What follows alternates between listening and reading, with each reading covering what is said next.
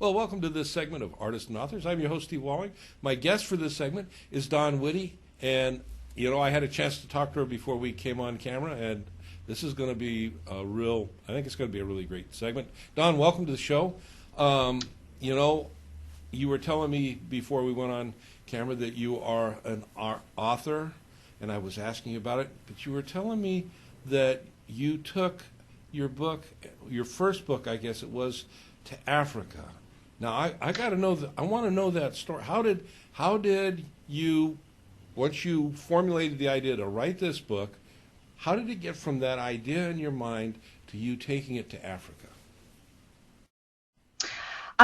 Well, we actually wrote a special book, a little book, and I don't have it with me right here, but they're little tiny books, and they have the 7 words, and they were written, it was written with 7 other people specifically for the children, to give them hope and to teach them about the importance of being kind and how special love is. And so I have a foundation called the Desire to Inspire Foundation, and that was my gift to the children. That's awesome.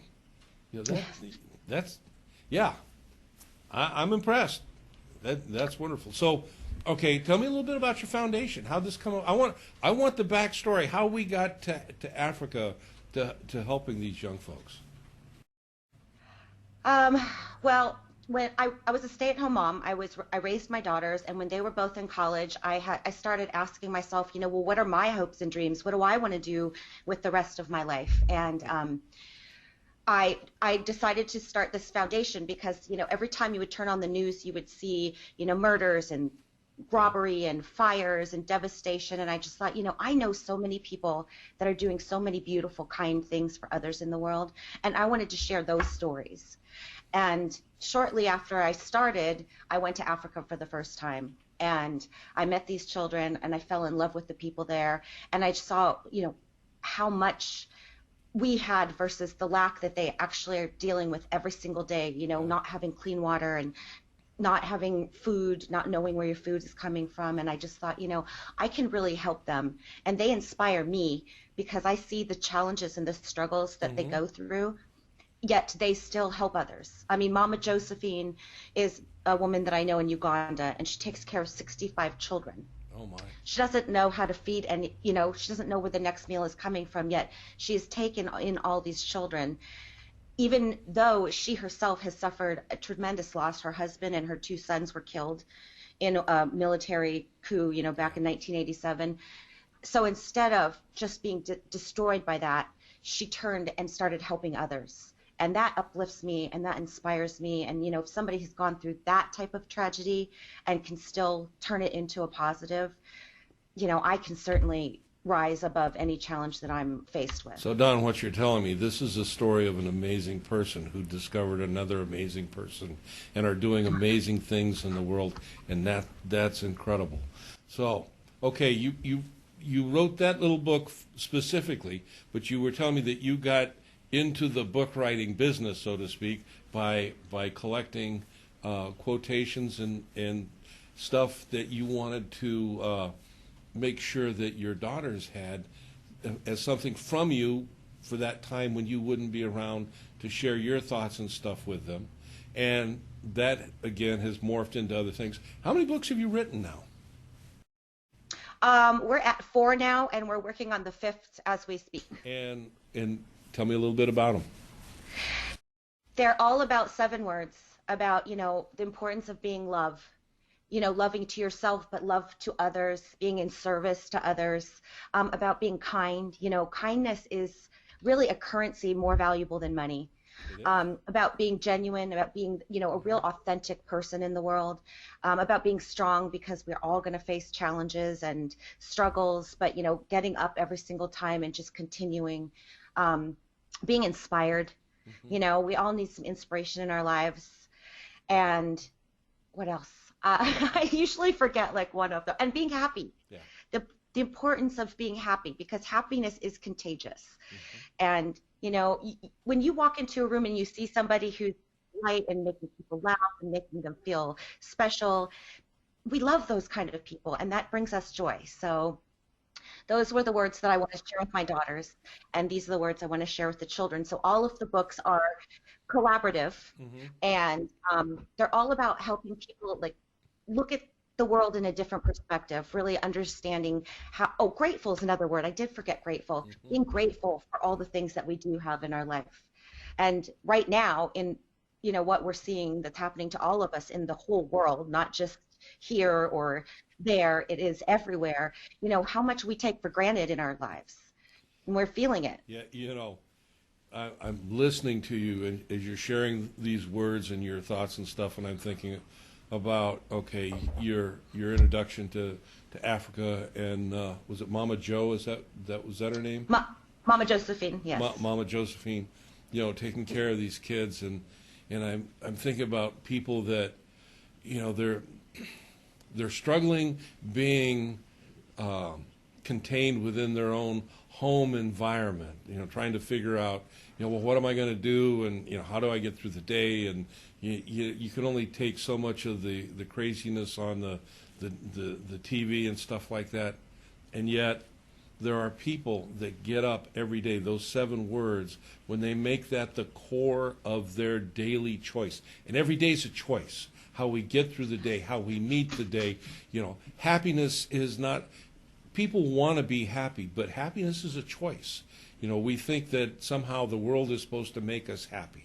That's not true. The world doesn't make us grateful. The world doesn't make us keep our personal consciousness as we meet each day. And that you're sharing that, as a parent, sharing that with your children is incredible, but taking it the next step further. Oh, Uh-oh. there you go. Hey, sharing's. Oh, there's somebody walking their dog across the street, and That's dog okay. is not Share, part of that. sharing the love. Okay, there you go, Don. No, but that what a gift that you brought to the world. Well, thank you. I think one of the lessons that I've learned is we can't choose the things that happen in our lives at us. Right. Certainly nobody chose this, Yeah. but we can choose who we are and how we respond to it. And that's all we have is our own ability, our own choice. We can't make anybody do anything, but we can choose how we respond to it. And I think that that's a very valuable piece of information to understand. And, I was in Sierra Leone. We did this huge cleanup of the wharf, and there was this one lady who didn't get any of the biscuits, and she didn't get any of the little bit of money that we were handing out to the people because we ran out. Mm-hmm. And she was yelling at me, and she was yelling at all of us in my group. And in my head, I'm just thinking, I'm thirsty, I'm hungry, I'm dirty. I just gave out all of my money, and you're yelling at me because I came to clean up where you live. And I thought, I could choose to say, hey, lady, are you kidding? But instead, I said, I'm so sorry.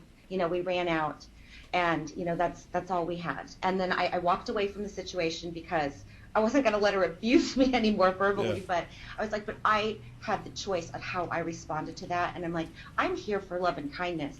I need to act accordingly. And what a great lesson that is, because we have that tendency to react rather than to respond.